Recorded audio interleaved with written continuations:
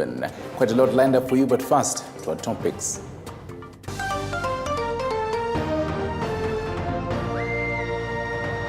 Tonight, President William Ruto na charm offensive in Odinga's backyard of Homa Bay. Tunataka kuondoa siasa ya mirengo, siasa ya kugawanya watu, siasa ya ukabila. In his latest attempt to weaken Odinga from within. Nataka watu wa Nyanza mjue ya kwamba tutawafanyia kazi. Hii serikali ni serikali yenu na tutafanya kazi Kenya mzima. Also tonight, government maintains it will not be business as usual during Azimio protests from next week. There will be law, order, peace, tranquility this week, next week, and every other day. As the ODM brigade now says, Raila's life is in danger. Ruto, if you attempt, Ruto again, if you attempt the life of Raila, we are telling you that first of all, Kenya will not be the same again.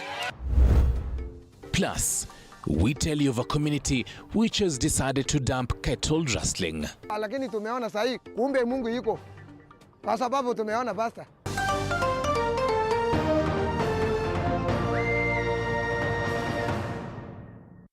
Welcome to the bulletin. This is TV47 Weekend. Roda Jamai is on the sign language interpretation. I'm used to Stanley Nyeringita. You can always talk to us on our socials. Number 2047 is our SMS number. TV47 News on Twitter, TV47KE on Facebook. I am used to Stanley Nyeringita. The government, through the Minister of Interior, has criticized the ethnic-based violence witnessed in Sondu and the Kisumu-Kericho border, saying those found culpable will face the full force of the law. And as Elizabeth Atieno now reports, Interior Science Professor Kithure Kindiki has sent a stark warning to those spearheading chaotic demonstrations, saying even they will not be spared. Sondu, a transport hub that borders the counties of Kericho and Kisumu, is home to two warring communities that have been neighbors for over 3 decades. On Wednesday this week, during the Azimio protests, tension was high as the air around the ever-busy Sondu market was flooded with war, cries and pleas for help in equal measure. A situation that led to the displacement of over 150 residents. On Saturday, Interior Cabinet Secretary Professor Kithure Kindiki touched down the Sondu grounds, where he maintained that the border is not the main catalyst fueling the unrest witnessed in the area. Lakini mtu asijifiche kwa mpaka ati kufanya uhalifu. Na hii ni tabia ambayo tumeijenga muda mrefu, tabia ya kutojali sheria. The culture of impunity must end in our country. We must stop the culture of impunity before it destroys us. Professor Kindiki has condemned the Wednesday incident, saying if the situation persists, then the lives of many innocent Kenyans will be lost, courtesy of criminals who hide behind the veil of demonstrations. Those who committed crimes on Wednesday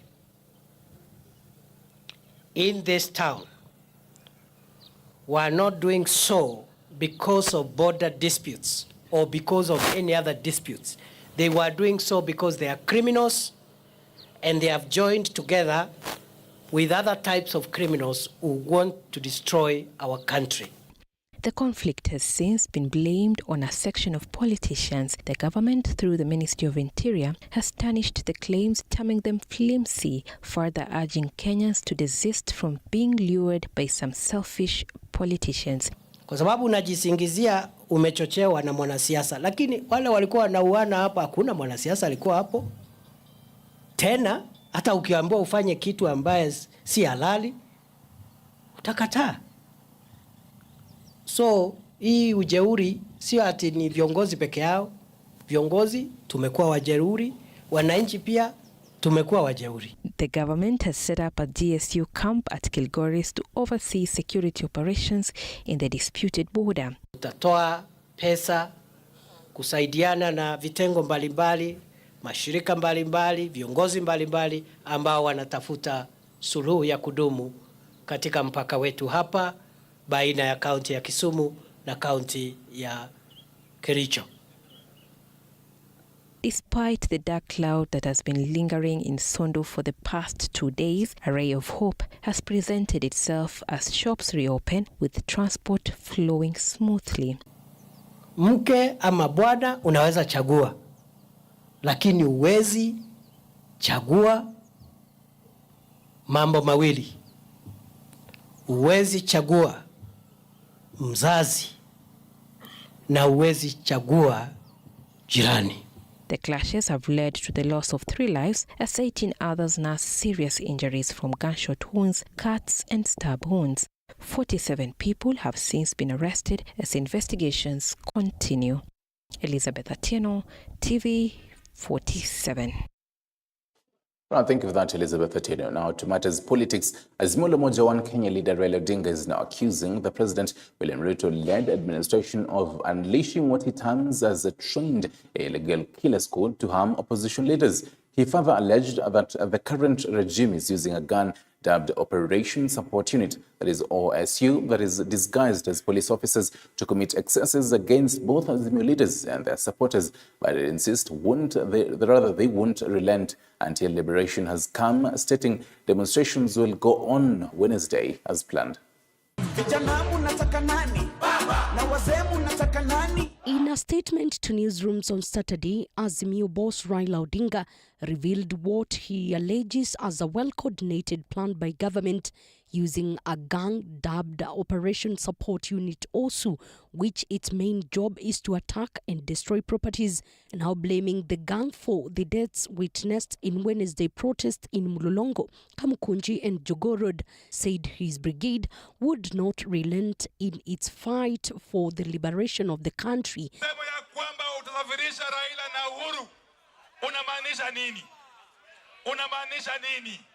Ukisema ya kwamba watasafirisha Raila na Ruto Uhuru, unamaanisha nini? Una mbinu gani? Una nia gani? Lazima niwakumbushe ya kwamba wewe hauna nguvu. Sentiments echoed by a section of ODM MPs who came out guns blazing, saying that Odinga's life could be in danger due to government's recent remarks that it would conclusively deal with Odinga politically once and for all, which they say points to the alleged killer squad's directive to harm Azimio leaders.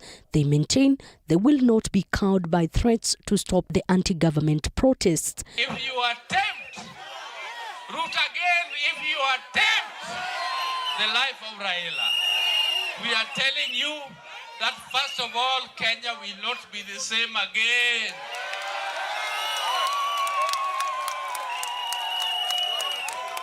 And Ruto, you should also know that that will be the beginning of the end of your rule as a president of Kenya. Raila Odinga is a global icon. And anything that happens to him does not only attract global condemnation, but that will mark the end of Ruto's rule and he will have to leave State House. On the other hand, the Kenya Kwanza leadership now wants the Inspector General of Police and the Office of Director of Prosecutions, ODPP, to arrest and charge opposition supporters who resort on violent criminal acts during their anti-government protests.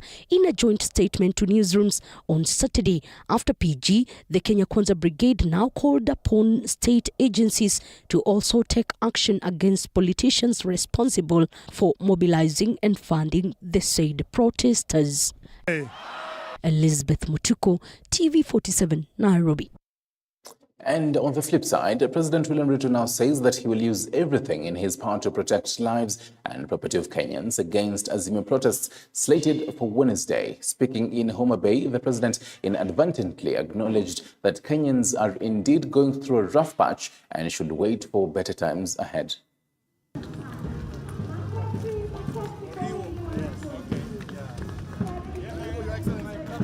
As the planned Azimio protests from Wednesday next week draw closer, so is the hard stance by the government, which has vowed to present the protests, which have been touted as chaotic.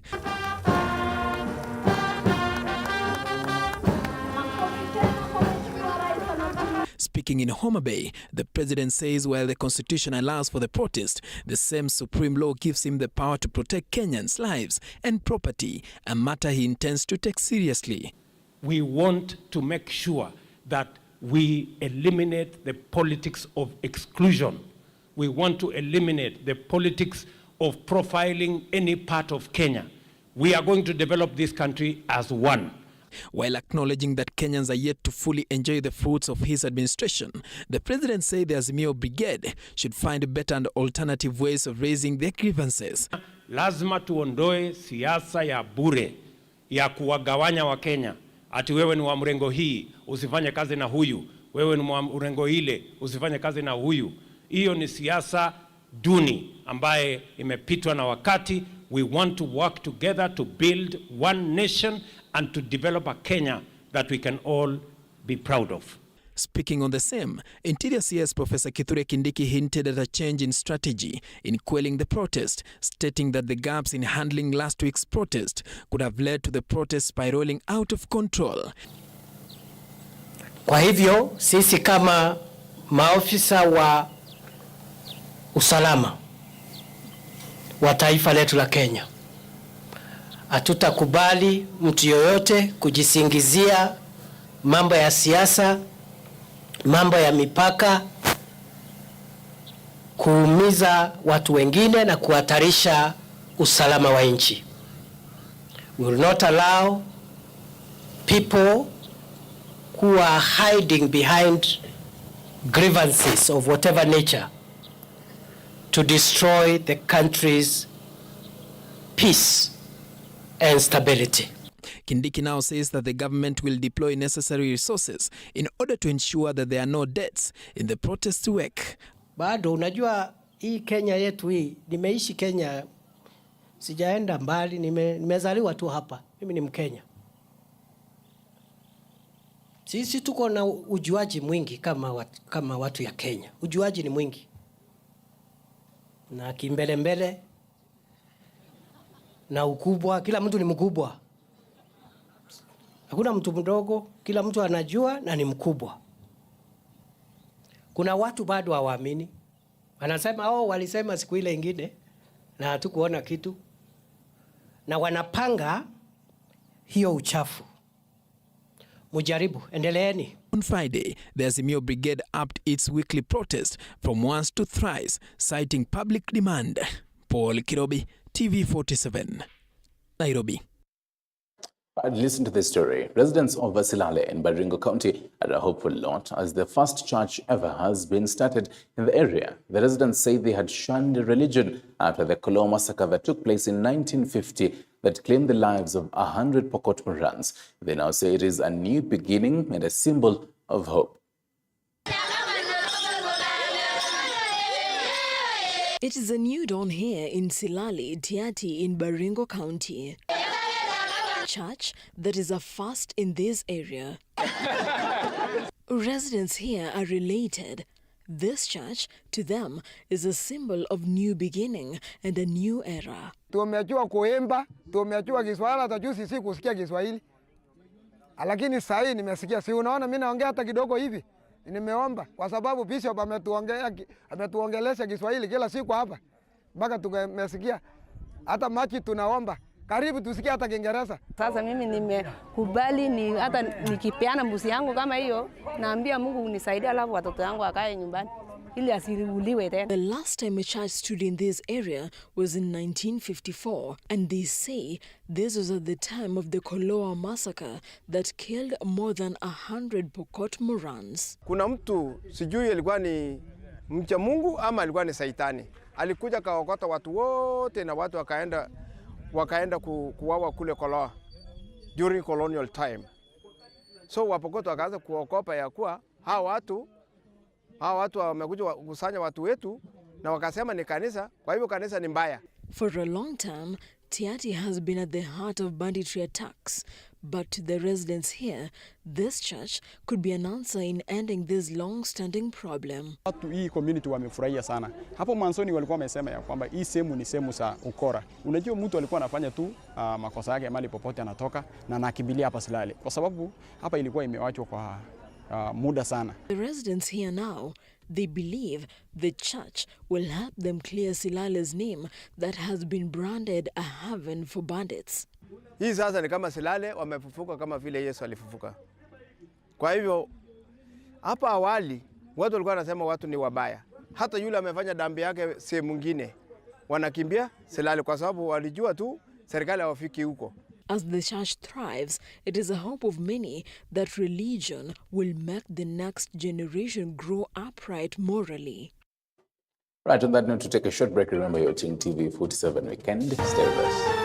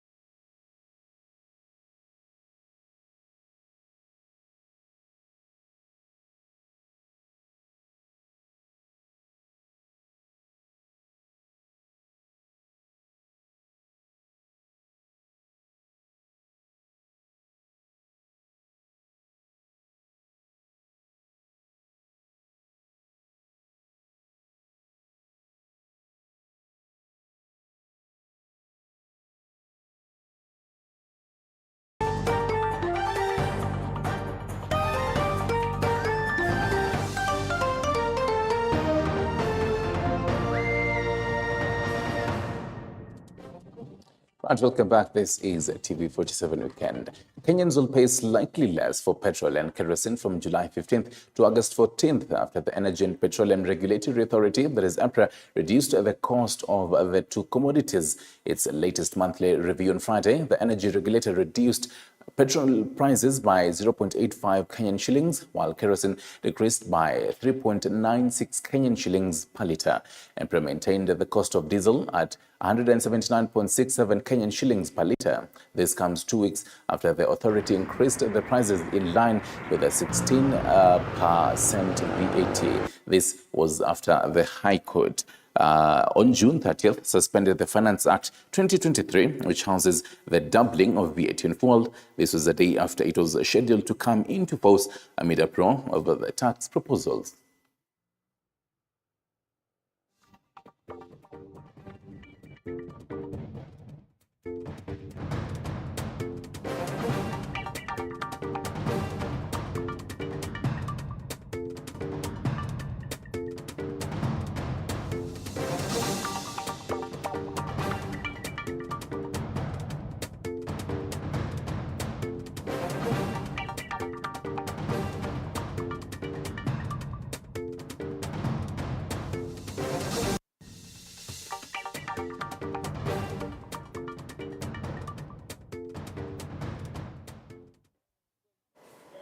Now, on a sad note, 2 people have died and 31 children from Twilight Secondary School in Kayole injured after a road accident at Muguga area in the Nairobi-Nakuru Highway. Kikuyu Sub-County Police Commander Ronald Kirui has confirmed the incident, saying the accident was caused by a trailer that lost control and rammed into others' slow-moving vehicles. Residents say they were able to rescue the children, who were taken to hospital, while a pastor and his wife died in the accident. The accident involved 20 vehicles and police have launched investigations. Trailer drivers have been advised to be keen in order to prevent such deadly accidents.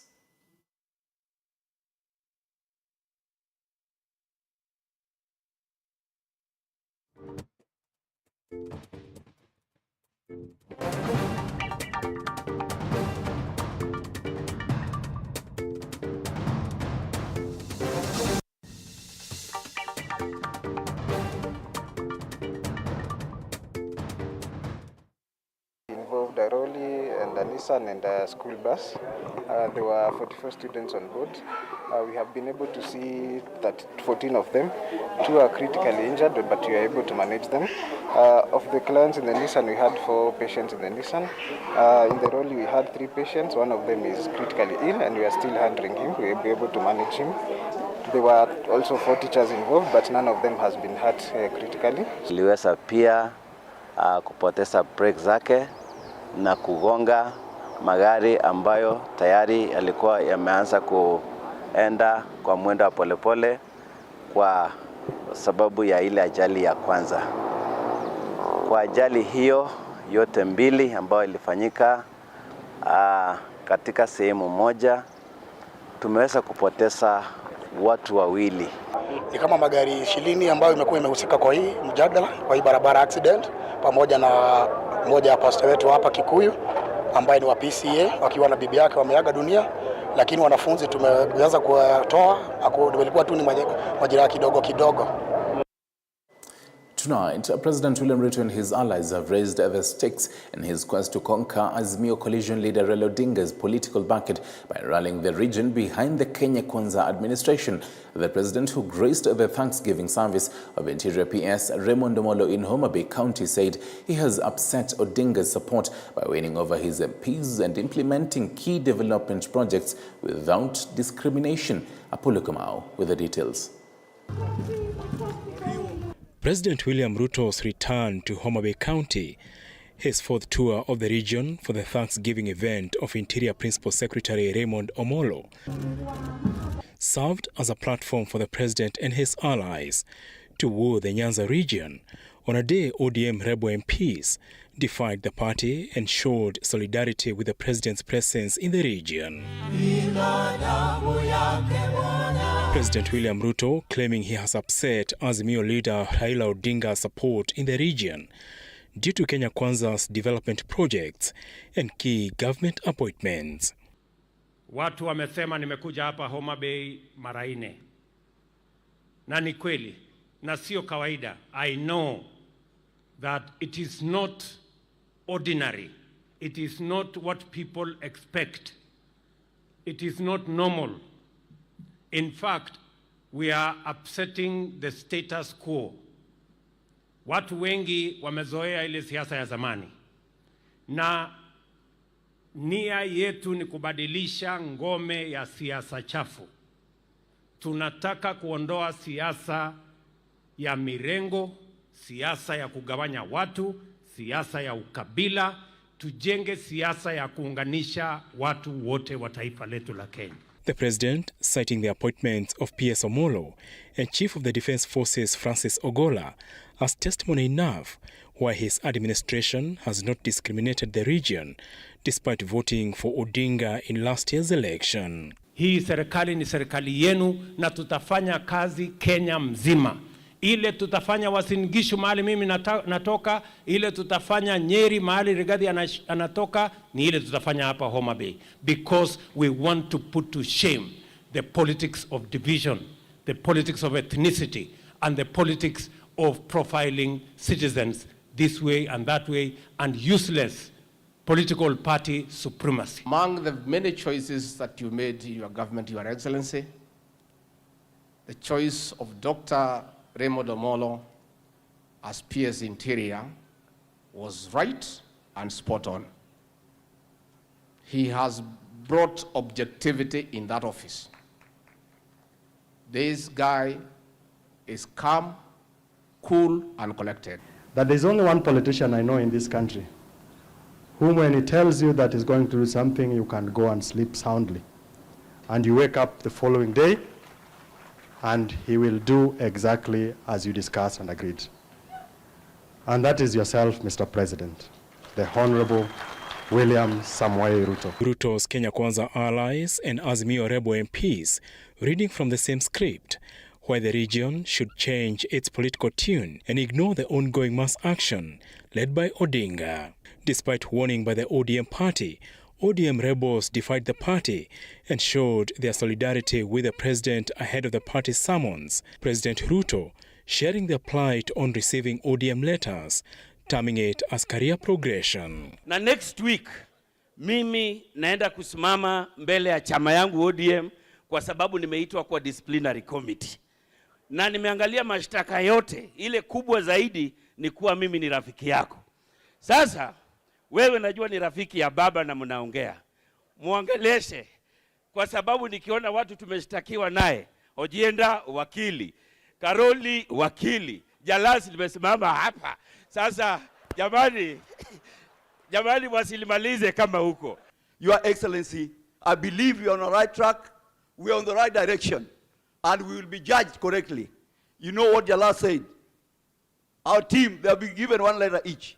I am the only one who has been given 2 letters. I'll be told to have someone on Tuesday and someone on Wednesday. We are appealing to you to work with us and join the government. Safari hii hakuna kuponyoka. Either you join the government or we bring the government to you.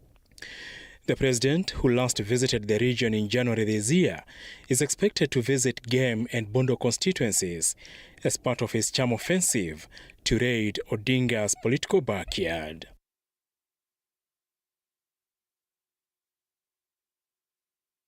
In Kenya's fight against terrorism, security personnel in Moyale or other Moyale have arrested 2 suspects who are sneaking their way from Tanzania to Somalia to join the Al-Shabaab network. According to the Directorate of Criminal Investigation, 30-year-old Saddam Jafari Kitia and 25-year-old Abdirahman Shafi Mwakatili were arrested after they lost their direction to Jilib in Somalia. The arrest of the duo comes after the 3 more suspects, Abdul Saif Salimu, Zuberi Ngarem Tondo and Saif Abdallah Juma, also from the neighboring country, were arrested 2 weeks ago in Garissa, with the government now pledging to beef up security along the border of Kenya and Somalia.